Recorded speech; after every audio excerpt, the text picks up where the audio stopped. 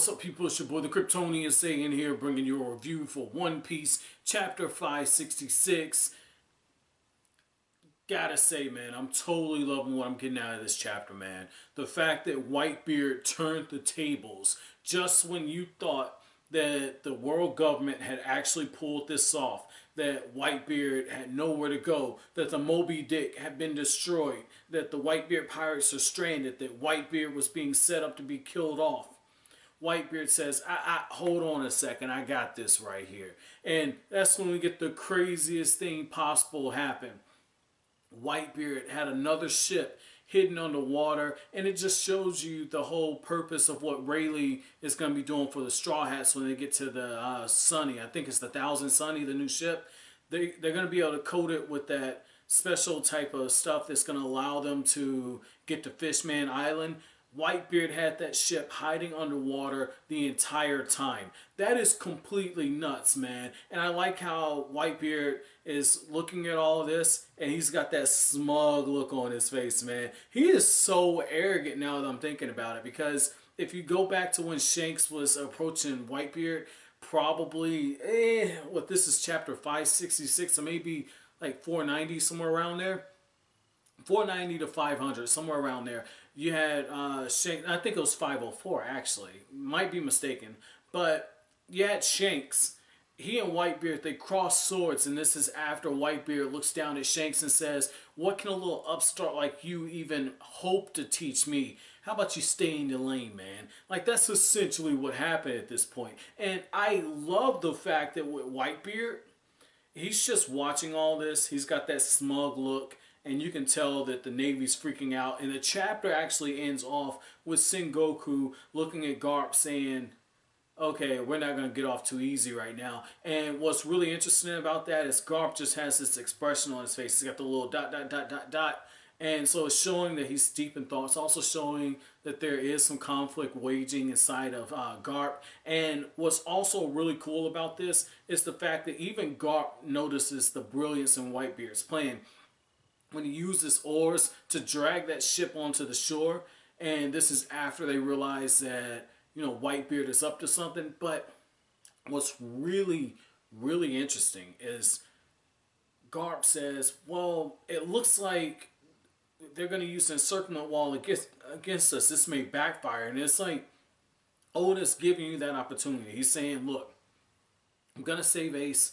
It's going to get there. And it's so telling that this is going on, because while all this is happening, Whitebeard is actually using Luffy as a diversion, because Luffy is foolishly trying to take on the three admirals. And the reason why I say foolishly, because like in the last chapter I was thinking, oh, Luffy's about to run through these guys, he's going to get it. When the chapter opens up, you got Luffy, he's going into gear 2, I'm reading it, I'm going, oh shit, Luffy's about to get him, yo, Luffy's about to get him. I'm getting so excited, right? And what ends up happening, I'm like, oh, Luffy just blew past him. Oh, this is so smart, because gear 2, you know, he's got the little speed stuff going on. Okay, I see what he's doing there. I'm like, man, good job, Luffy. I'm getting so excited. I'm thinking, man, he's about to pull this off. He's shouting for Ace. Ace is looking up, and I'm like, oh, he's got him. Kizaru just looks up, and he says, up, too slow. He does, I guess, like a finger flick or something, but basically it's the same thing, like where he has those lasers and everything, pops through, knocks Luffy on his ass. Luffy's sitting up there looking like he just ran into the ghost of Buggy the Clown, right? And I know Buggy ain't dead. The reason I say the ghost of Buggy the Clown, you know, because when Luffy and Buggy, when they first met and everything, the first time Luffy ran into Buggy, Buggy's like, oh, okay, straw hat. I've seen that hat before. And you got all these skeletons coming out the closet, you know, something like that. Only in this case, you know, Buggy didn't take the little knives and stick it through Luffy's hat, you know, because the whole Shanks connection. But Kizaru knocks Luffy on his ass, right? Luffy rolling around, and that's when you got my boy Aokiji. Aokiji just shows up looking super chill, right? Aokiji coming through looking like a straight gangster, man. Like, he kind of reminds me of what the, not the Godfather, the Kingpin in the Marvel series did, because what he does is he comes in, he says, look, I owed your grandfather a great debt, dude. But if you're going to rush into death like this, so be it. And as soon as I read that and I saw how relaxed they were. And you saw it earlier in the chapter when they're looking at Luffy. The fact that they're this relaxed and they haven't really gotten into fighting position against Luffy, I'm eating my words. Because if Luffy's struggling like this, let's just be real for a second. Not only would Zoro and Sanji get raped, but Zoro and Sanji would have to look back and say, please be gentle. Like, it would not be pretty. And Admiral disrespect, I guess. You know, I gotta put some respect on the name of the Admirals. I didn't know that they were this powerful. I mean, in hindsight, I guess I should have, because, you know, Kizaru was basically running roughshod through the Straw Hats and fighting Rayleigh to a draw. And you had Akainu just taking a whole group of pirates on his own, just flexing, if you will. Like, if this was Dragon Ball, he basically powered up and just took everybody out. You had Aokiji freeze the whole ocean. Like, we're seeing strength on just a whole different level. And I'm foolish to think that Luffy could have actually beat these guys. Like, oh man, like I take that back. I didn't know that, man. You know, I kind of feel like if, you know, I go in the gym, I set up the weight rack and everything. I get going, and I'm like, oh, okay, hey, I can bench 320. That ain't no issue. I can do that. Well, this dude just did 420. Let me see what I can do. Yeah, I'm gonna need a spotter for that one. Like, it's something like that, man. You know, I hold my own in the weight room and whatnot, but I ain't doing no 420 like that. I'm gonna need me a spotter. So it's something like that, man. Now leg press and squats, I can do that. I can do that all day. But it's something similar to that. Like, you just look at it and it's making total sense why everyone looked at Luffy like, this dude is crazy. You know, it's like going up against Godzilla and you got a pea shooter. Like, dude, all you're going to do is just piss him off even more. So this is very telling that this is going on. Now, I know some of you guys are like, wait a second. You ain't going to end the chapter, are you? No, I ain't going to end the chapter review, because I still got to talk about what happened with Bo Hancock, with her thirsty ass saying don't lay a hand on Luffy. And I got to talk about Doflamingo. You know I was going to bring up Doflamingo, baby. But Doflamingo and Crocodile, okay? So with Bo Hancock, she sees Luffy getting ready to, you know, get his ass handed to him by Aokiji. He says, don't you dare lay a hand on Luffy. And it's just like, at this point, Oda is clearly telegraphing that Boa Hancock, some kind of way, she's got something to do with Luffy escaping, because this woman's too thirsty. Like, her panties are so soaked right now when it comes to Luffy. So she's gonna play a role in Luffy getting to safety. Again, I wouldn't be surprised if Luffy does manage to get to Ace and stop him from being executed, and then Boa Hancock just whisks them away, and, you know, things play out in that fashion. It wouldn't surprise me at that point. Now, when it comes to Doflamingo, I thought that it was pretty telling that this dude is just as chill as he is, because he's like, oh, Crocodile, seriously? You're not going to work with me, but you're going to work with that dude, Whitebeard. And that's when Crocodile, you know, basically lays out like, hey, I want to kill Whitebeard, but at the same time, I'm not about to let these Navy guys celebrate because they're taking Ace's head. And just speaking of Ace's head, while Crocodile and Doflamingo exchange blows, which Oda better not skip out on that. I want to see that fight. That looks like that's going to be a good fight, man. Maybe, again, I'm overhyping it, you know? Maybe I'm overhyping it, because, again, I got told, like, Doflamingo got told, man, you're going to love this guy. So, you know, my expectations were, like, on 10. Like, when I first got into Bleach, and, you know, same guy told me, like, hey, you're totally going to love Aizen. The moment I saw Aizen, I was just geeking out, because I was expecting some crazy stuff to happen, man. It's the same thing. It's the exact same thing here. Like, I'm going to be so disappointed at this dude. He's not fodder because he's a 7 warlord, but if he doesn't have an epic fight, I'm going to be so disappointed. Now, the other thing with this is, while this is going on, you have Whitebeard just very casually.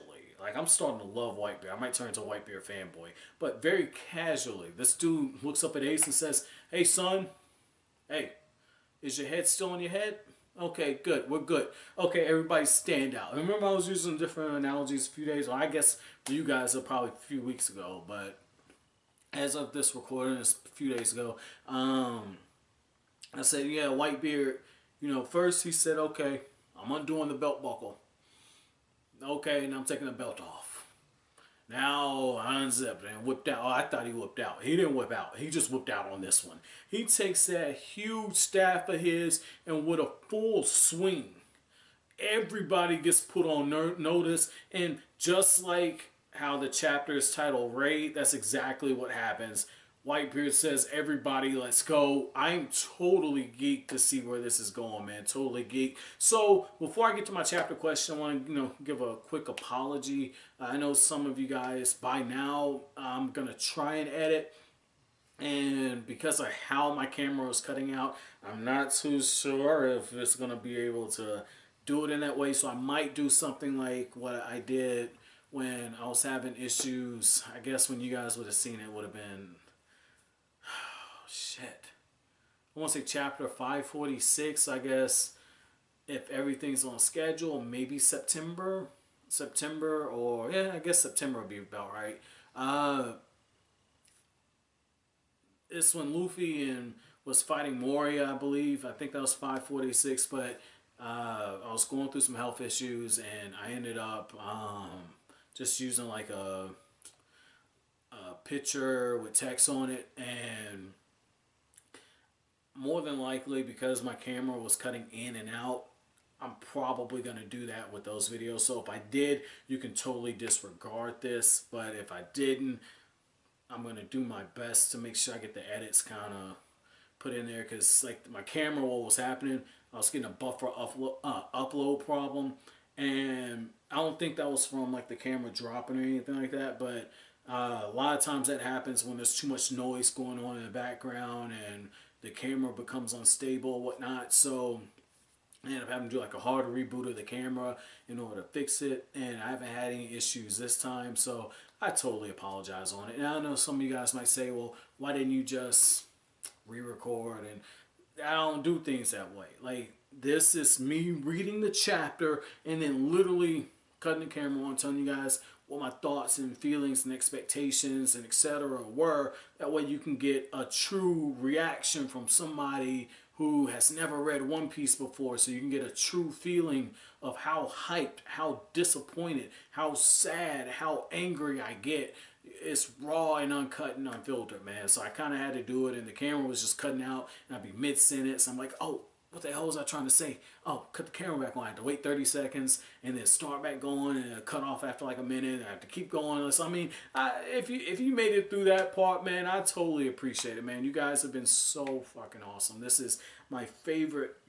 Excuse me. This is my favorite, corner out of the channel. You guys have been the most consistent. You guys have held me down from the very beginning, so I totally appreciate it, man. But my chapter question for you guys is going to be, did you think Luffy could pull it off? When he used Gear 2 to shoot past the admirals, did you think that Luffy can make it to Ace? Or were you not surprised when Kizaru basically said, down boy, and he knocked his ass down? But as always, guys, if you like anything I had to say, don't forget to comment, rate, subscribe, share. Thank you so much for watching, guys. Have an awesome day.